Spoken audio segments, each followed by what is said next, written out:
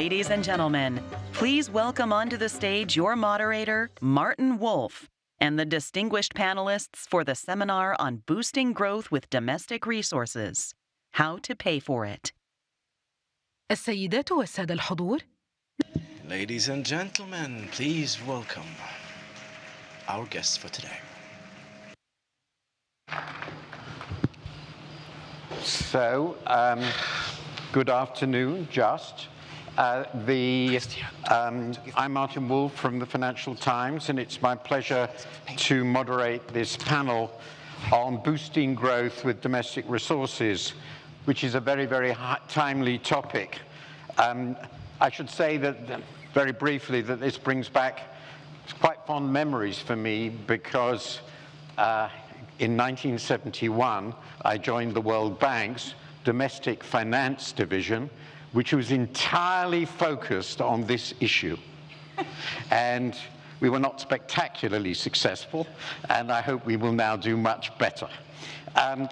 The topic is obvious and obviously immensely important. Let me just briefly introduce the very distinguished panel. To my left is Gita Gopinath, who's first Deputy Managing Director, and before that, Professor at Harvard and an immensely distinguished economist.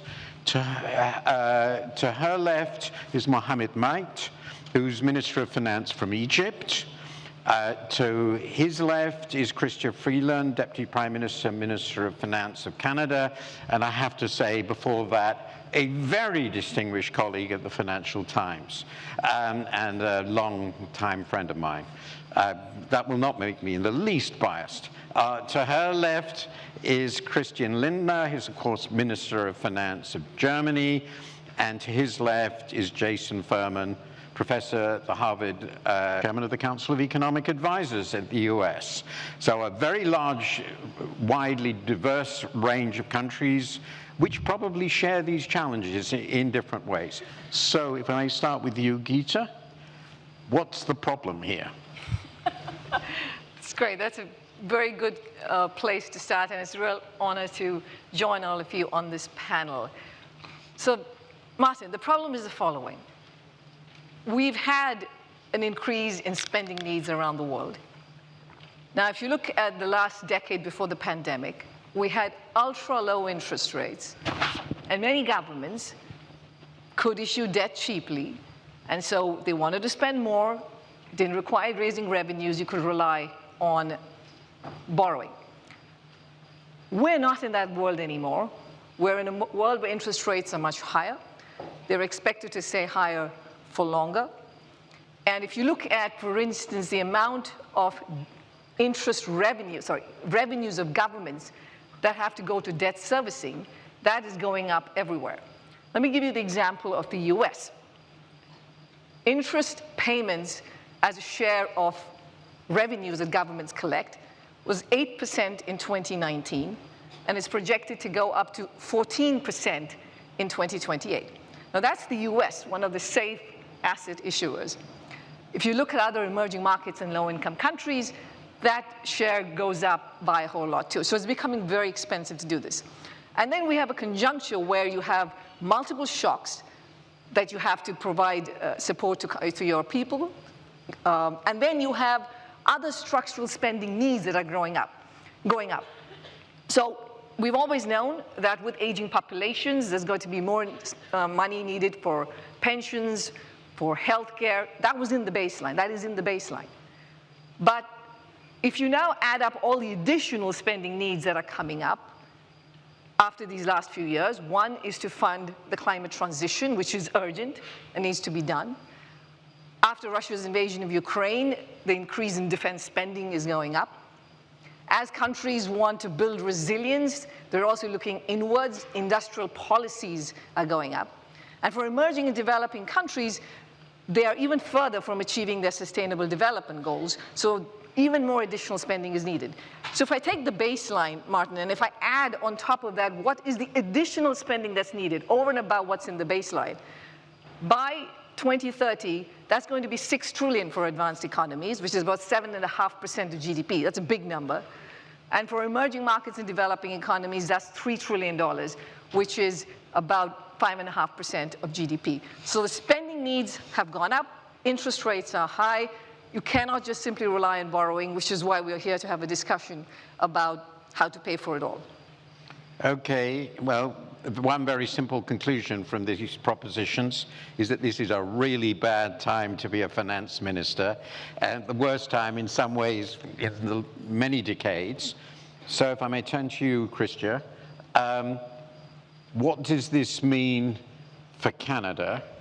How much do you recognize these challenges in the way Gita's framed them? And what is different, which comes if you're a usually resource-rich country, for example? Does that make a big difference in the current environment? And how does it link with your own policy ambitions, the things you want to do? Thank you, Martin, et bonjour tout le monde. Ça me fait un tellement grand plaisir d'être ici avec vous. I am very happy to be with you today to share and to exchange with you. I think this is a main stake in Canada and everywhere. I do have to say, Martin, maybe bad times for finance ministers are great times for financial journalists. I do think, like, the issue as you've defined it, as Gita has described it, is kind of the principal economic challenge for Canada, and I suspect Christian will say, you know, for G7 countries more broadly, that we have these two realities that have some contradictory qualities. One is this is a time when we need more investment in the economy, particularly in the green transition. And at the same time, we are operating in a period of more fiscal constraint than we have had for some time. And Canada takes the fiscal side of this challenge really seriously. I note that you have 3 AAA countries seated here, but I would say the fiscal constraint is imposed with a little more severity on any country that is not the US. So certainly I think a Canadian finance minister has to really watch the fact, you know, we watch our deficits, we watch our debt. Maintaining our AAA rating is the price of admission, really, for what we do fiscally. So how can we do it? How can we make it all work? I would say trying to do 2 principal things. The first is make sure that the government resources that we do invest are delivering bang for the buck and really growing the economy. And the best policy we have introduced of late in that space is early learning and childcare. In 2021, we introduced a national system of early learning and childcare across Canada. Prices for childcare have come down 50% already. In my province of Ontario, that's saving a family more than $8,000 per child. And by 2025, we're committed to $10 a day childcare. Why is that bang for the buck? We now have the highest women's labor force participation in history. And I know the US, which, like, culturally we're pretty similar to our American neighbors, you guys have high women's labor force participation. Ours is 85.7% for women in prime working years. In the US, it's 77.5%. So that's just, like, it's a huge impact, helps to grow our economy, helps to resolve, you know, it is one of our answers to labor shortages. Second thing that we are really focused on is putting in place measures that we hope will, putting in place government measures that we hope will crowd in private investment, specifically but not only in the green economy. So we have a set of green industrial policy measures that are already, and we think even more in the future, will attract private capital to invest in the green economy. As Martin said, we have some geographic advantages there because we have a very clean electricity grid. Our grid is about 83% clean already. That is appealing to investors. And we have a lot of the critical minerals and metals that the world is going to need for the green transition. And we've also set up something called the Canada Growth Fund, which is government capital that is going to be invested on a concessionary basis alongside private capital to move forward projects in the green economy. Okay. Martin said he'd yell at us if we talked for too long, so I'm going to stop now. I've been unduly generous. I won't say why. The She does have two titles, unlike everyone else what was on that? the panel. She has two roles. Okay. That's one of the most imaginative explanations for a time overrun I've ever heard. Congratulations. I would expect no less. Christian, if I may, how different, does it look to you very different from the situation that Christian has described? And where are the pressures that you're trying to manage?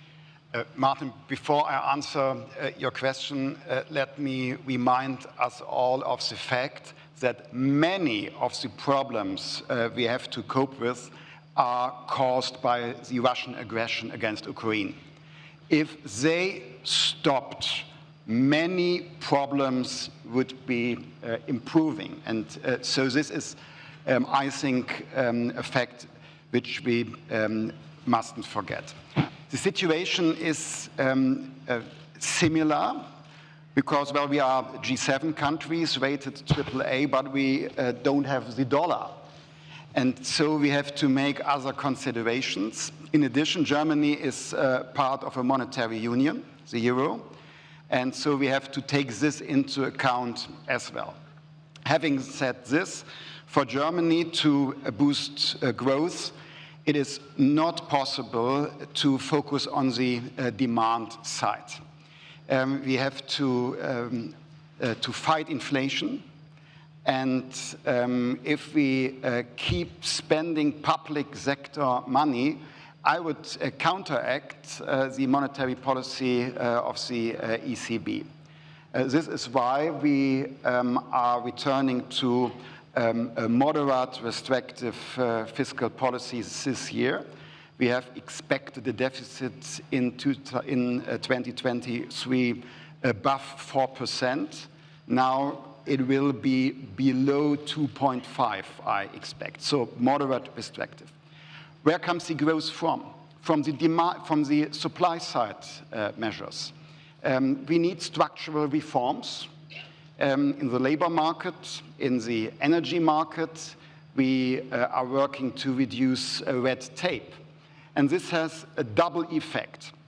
On the one hand, we improve the productivity of our economy, which is crucial because of the demographics. Our society is getting older. And if we were not able to improve our productivity in the long term perspective, there may be some problems with debt sustainability. And improving the framework conditions for SMEs and industry means we can mobilize private sector investment. And this, I think, is the solution for many cases and for many economies.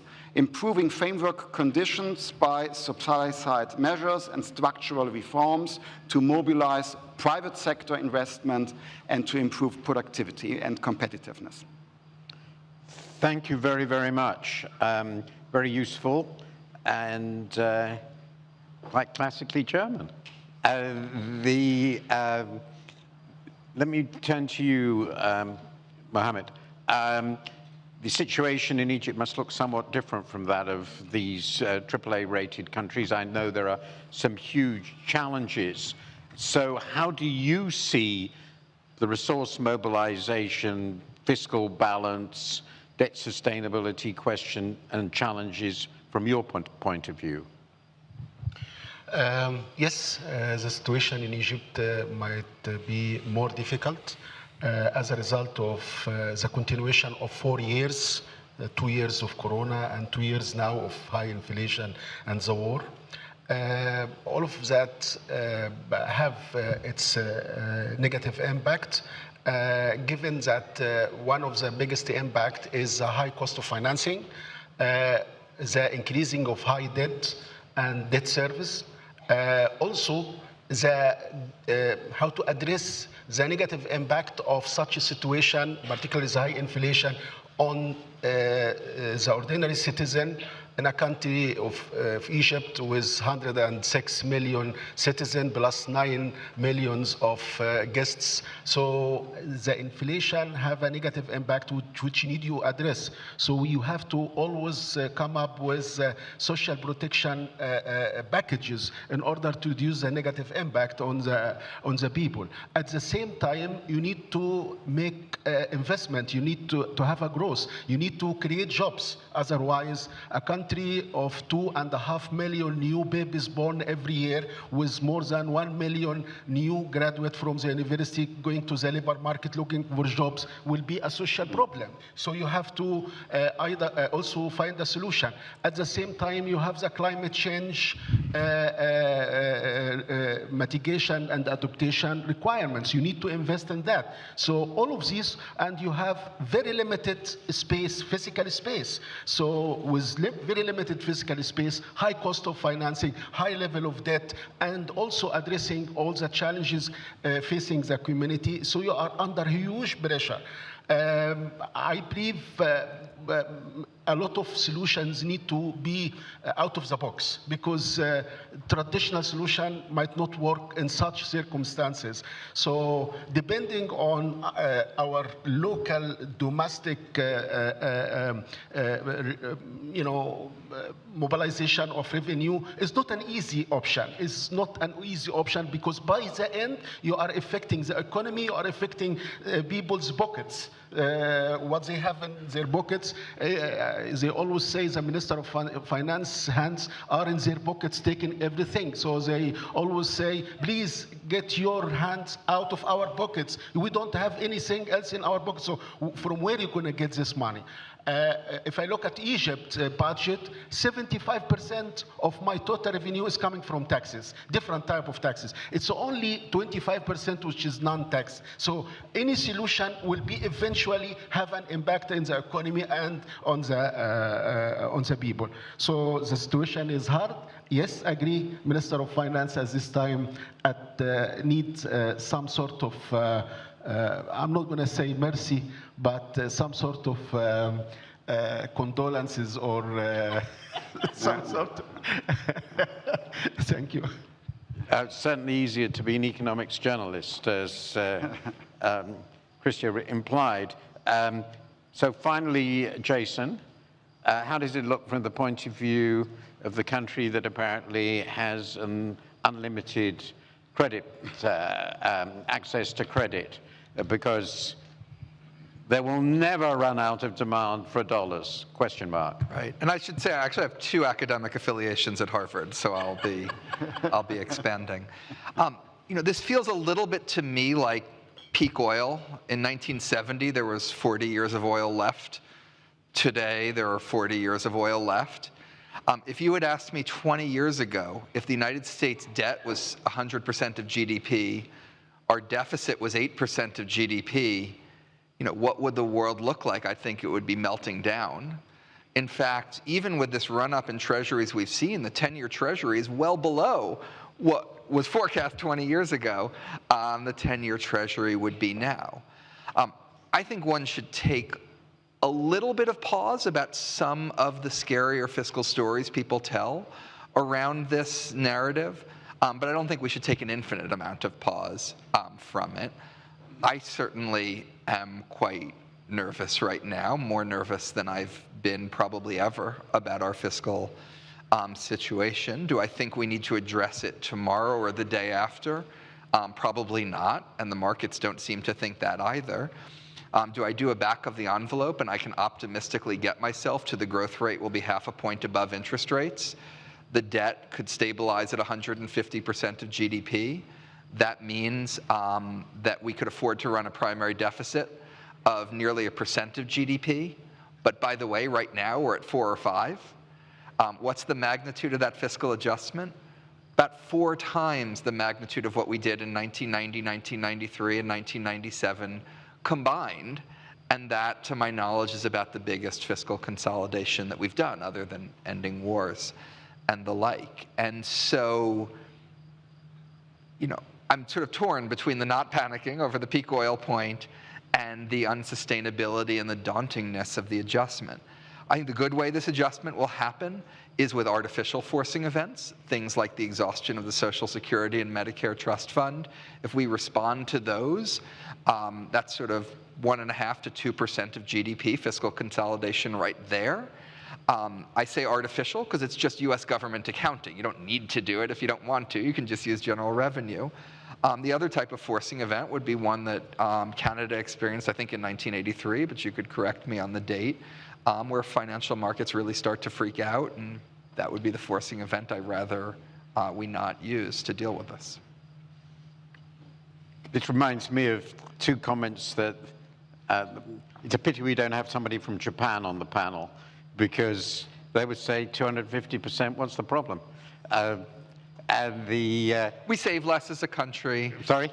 We save less than Japan does, and we're just in absolute size bigger. So I would not take an infinite amount of comfort from Japan translated to the US. Is that the average public sector debt relative to GDP of the UK over the last 300 years has been approximately 120%. So what's the problem? Anyway, that's just to support the point that we never know when it becomes unmanageable, but can go on for much longer than you imagine. But assume, Gita, that it is now, we've got to the point where something has to be done. And Mohammed in particular has described very, I think, powerfully the immense pressures in countries like this. And as you know, there are many such countries, and they have obviously vastly bigger difficulties than Canada or Germany or the US. So what do you think a country like Egypt, and you can talk about, should actually practically do to fix this problem?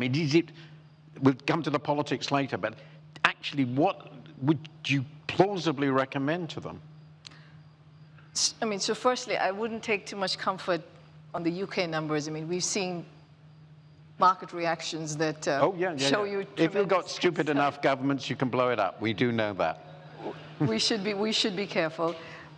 To the question of what needs to be done. So, as Mohammed also said, the trifecta of record high debt levels, high interest rates, and as the IMF is projecting, weak growth going forward in many parts of the world. That's a toxic combination to deal with.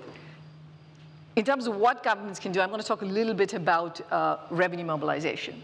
You said it's very hard to do, and that's been the case, which is why we've seen limited progress, as you pointed out. But I do think that the moment has come when you really need a concerted effort on domestic revenue mobilization. Now, there are many ways to do it.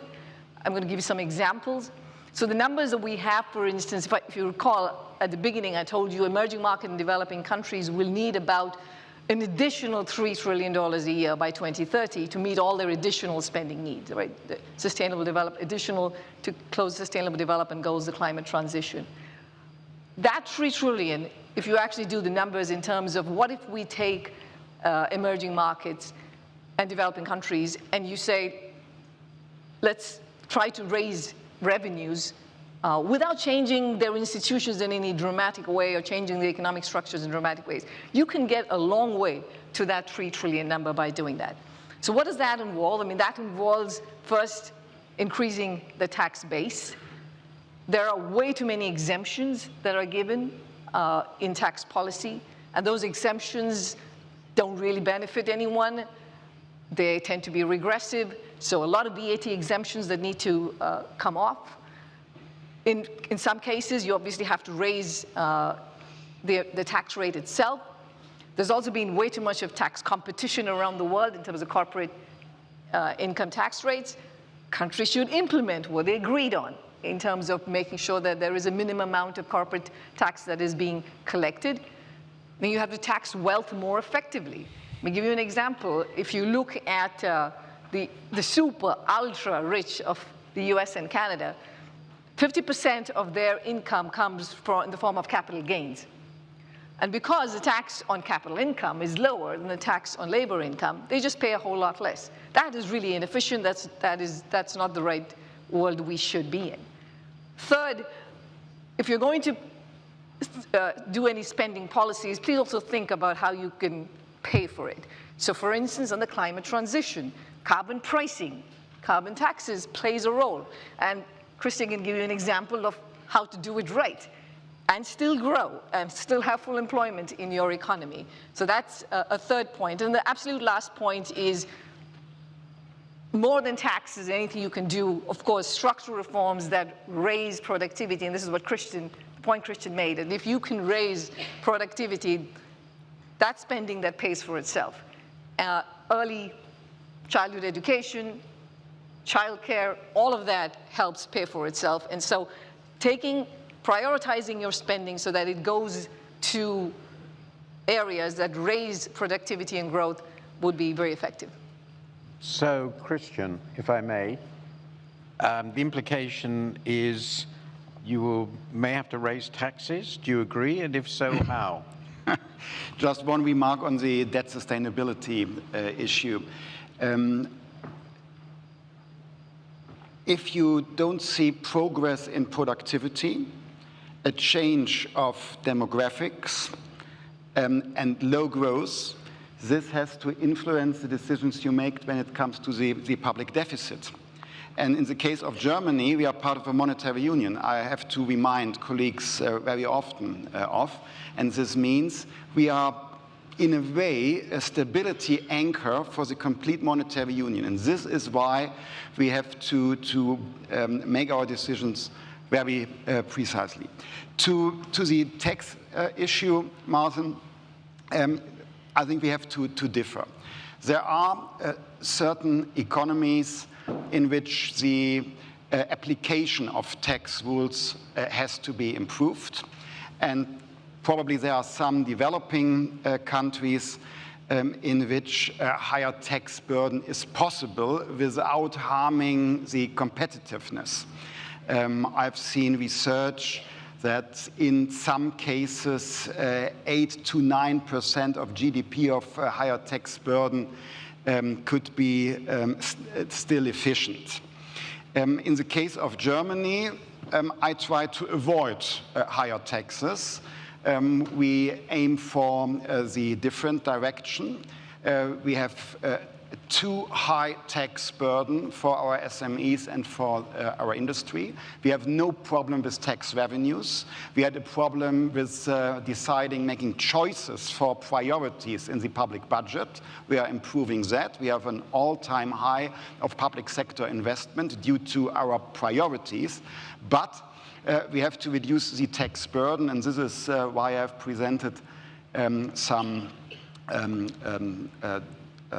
drafted laws. On the one hand, Financing the Future Act and Growth Opportunities Act, and both aim for improving the competitiveness in tax policies for German companies. So, Christian, you have quite substantial ambitions. You also, as you say, are a country which has had a shock a generation ago and pursued a very tight fiscal policy and have had very low debt by G7 standards. But you want to spend. You have your own supply side, modern supply side economics concept. So does that mean you're going to have to raise taxes? So Martin, I would just like to start by echoing where Christian began in his first answer, because I think that was really important, by talking about the illegal Russian invasion of Ukraine. We are talking about the huge challenges all of our economies face, and they're real challenges. And it's not obvious what the right policy tools are to respond to the challenges of today. But one thing that is really obvious, exactly as Christian said, is everyone's economic problems are being exacerbated by Russia's invasion of Ukraine. The energy shock, the food price shock, the geopolitical risk, all of this, and the need it's for not further complicated. investment in defense. 2% of GDP in defense now. Yeah. Yeah. And so, and this is not complicated. And, when we talk about our economic challenges, we have to put that in. So thank you, Christian, for saying it. I totally agree. On the other challenges, Martin, the only kind of things I'd like to kind of add that might be interesting to people are, to Gita's point on a price on pollution, we do have one in Canada. It is going up $15 a year, including this year, including last year. It will go up to $170 a year. We have won 2 elections having a price on pollution in place, campaigning on that. And the key is it's revenue neutral. So this is a way for us to act on climate without either spending people's money through fiscal expenditures or without taking money out of people's pockets. Canadian families are now getting more than $1,000 a year back through the price on pollution. And then just 2 other things to mention. For us, because Christian talked about the demographic challenge, and demographic challenge, labor shortages, for G7 countries, it's very much on the agenda. For us in Canada, one of our early learning and childcare is one answer. Another is being a pro-immigration country. And so we are now admitting, as immigrants to Canada, more than 1% of our population every year. And if you include permanent residents, it's more than 2%. It does mean we have to focus on getting more houses built, because that's a lot of new Canadians. But we see that as part of our own growth answer. And then just final thing I want to say that I often think about when there are meetings of smart economists like this talking about technocratic solutions. I think that Minister May made a really important point about you have to do things that work for people. And I think it's so important for us not to think that there exists some technocratic toolbox that is separate from the needs of our citizens. And certainly speaking for Canada, Canadians are feeling under a lot of pressure right now. They've been through COVID, then they've been through the supply chain shocks, then they've been through inflation, now they're facing high interest rates. And I think we need to really look at any policies we put in place through that lens of what's it going to do for a Canadian family. Okay, if I may move to you, Mohammed, and let me move to what was going to be the last segment, because we can put them together. As was just said, there's a sort of technocratic side to this. Where, from an economist's point of view, would it be most efficient to raise taxes in terms of certain properties of the tax system and demand? But the other question, of course, which is crucial, is you have to do it and, maintain the support of the people. In the end, that's true for any government. So how do you see the balance between the politics of what you have to do and the enormous needs you obviously have? With taxes, I will not get support from the people. MPs always tell me, people hate to see you in the parliament because they know that there is an additional taxes coming as long as you are in the parliament. So people will not support any increase in the taxes. I will come back to the case of Egypt, which might be similar to many emerging and developing countries. Population is a young one. 60% of the population below 30 years old.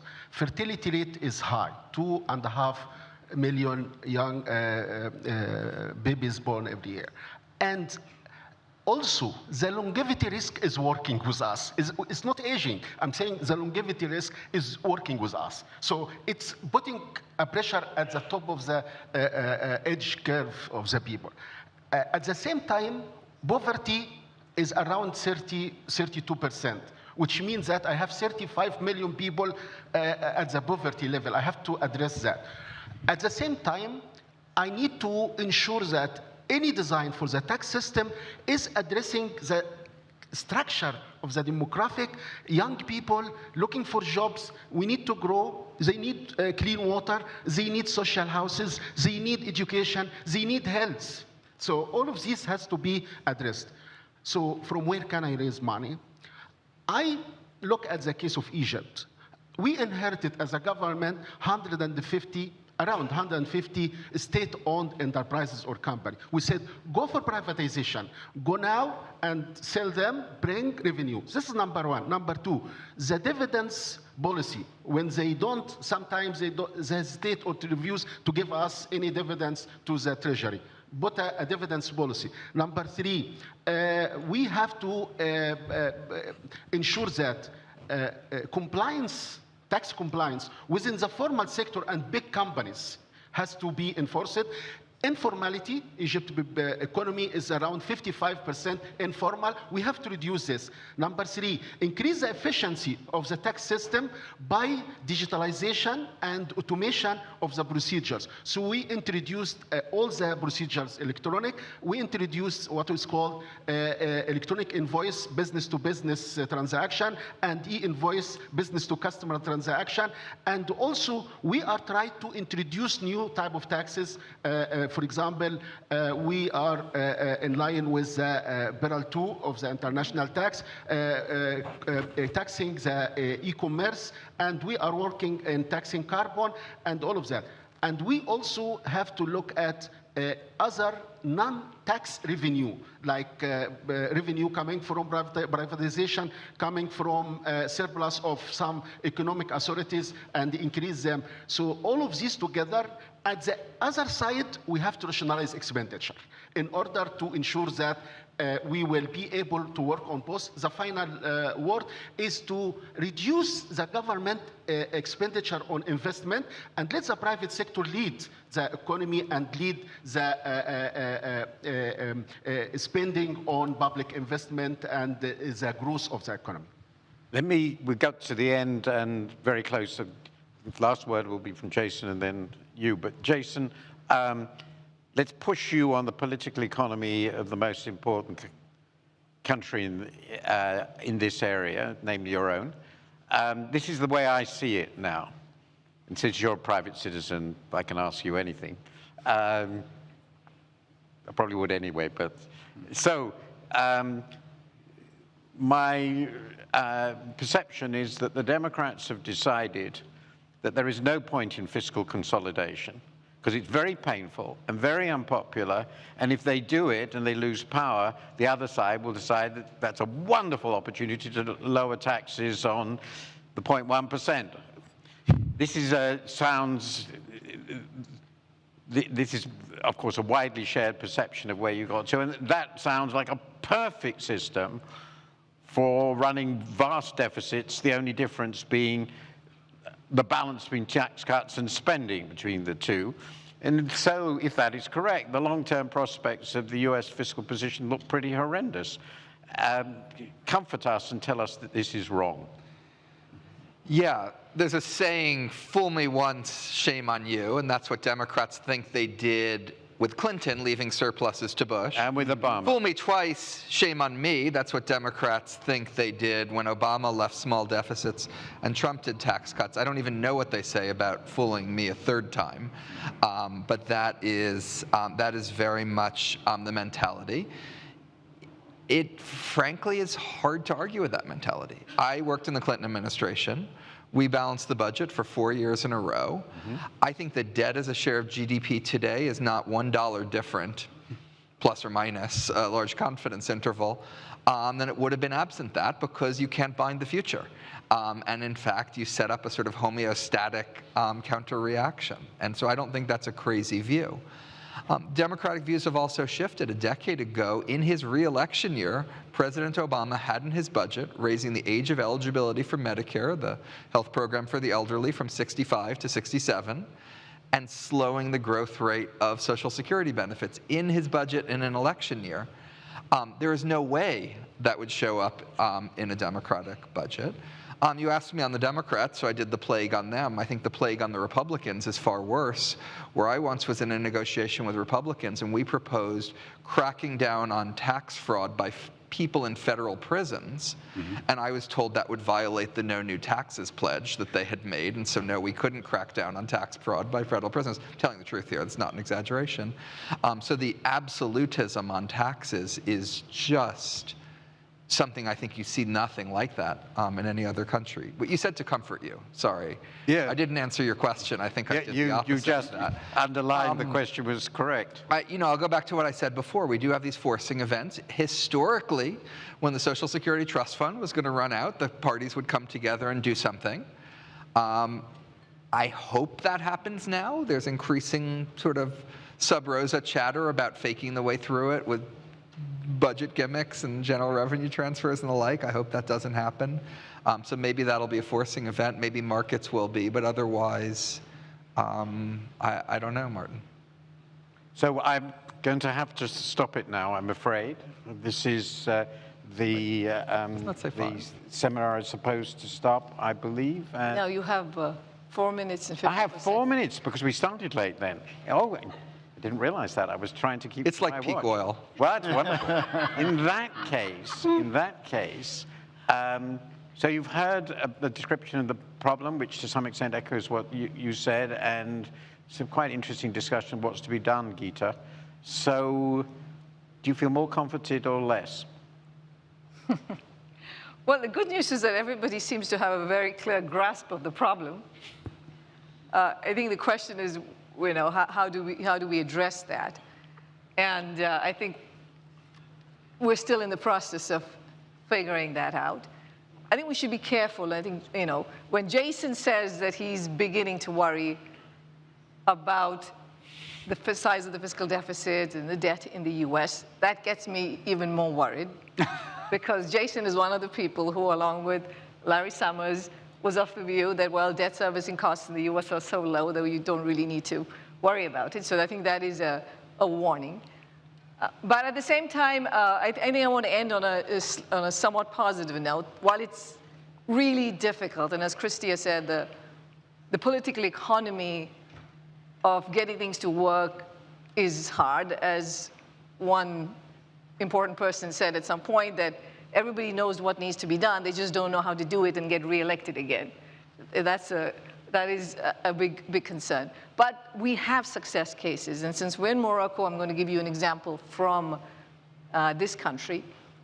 Morocco did reforms of its fuel subsidy reforms, because prices were not tied to market, heavily subsidized, so they needed to reform that. And they succeeded in doing it. And if you want to look at what the recipe involved, it first involved a fairly gradual process. They started doing this in 2012, and they liberalized prices slowly till 2018, until it was fully liberalized. So time sequencing helps. The other thing they did was increase targeted transfers to compensate low-income households for this rising price. That helped. Having a whole of government approach helped, because all the ministries came together and worked. There was strong communication. So, the IMF does go around, and in many countries, this is an issue. Fuel subsidies is an issue, and we've given this advice to many countries, and in many countries, it doesn't work. But it did work in Morocco in terms of doing the reform. And I think we should be heartened by the fact that there is a way to get things done if you get the balance and the design right. Christia. Since you're looking for positive things, Martin, I want to say one really positive thing, which is the jobs picture in our countries. And we've talked about how you need social support. Ultimately, you need to pursue policies that people think are right for them and are delivering for them. And I really believe the single most important thing for a Canadian, what determines whether your family is okay or not, whether you can pay your mortgage or not, is do you have a job? And right now, notwithstanding the high interest rate environment, the jobs picture is strong. And I think we shouldn't underestimate the value that has for households and the value that has for the political economy. Christian, you want to say something? Gita raised the question of making the right things and being re-elected then. And of course, if one loses his or her contact to the constituency, you won't be very long in charge. Having said this, I prefer to do the right things to being re-elected. I really like my job, don't misunderstand me, but I prefer doing the right things to being re-elected. Having said this, I think we should not underestimate the people's knowledge of the situation and their realism. Quite often, politicians make the mistake, in my eyes, that we advocate for the popular. But I think the other way around could be wise, not to make always popular decisions, but to make necessary means and decisions popular by arguments, by showing leadership. There is not always applause every day, but in the long term, I think you gain respect and will be re-elected. I think I have to cut it off. What I feel in listening to this discussion is that there are common problems, and some of them are very, very evident. Interest rates are higher everywhere and so forth. But also the situations of countries, the political situations, the context in which people are working are also radically different. And one also has to remember that some countries, like Egypt, obviously have vastly greater challenges than some of the richest countries in the world, who occasionally just make a mess of it instead. I think it's been a wonderful and fascinating discussion, and this is clearly going to be one of the great challenges of the next few years, unless a miracle happens. Interest rates collapse, inflation goes, the war stops, and everything goes back to being reasonable again. Thank you very much to the panel.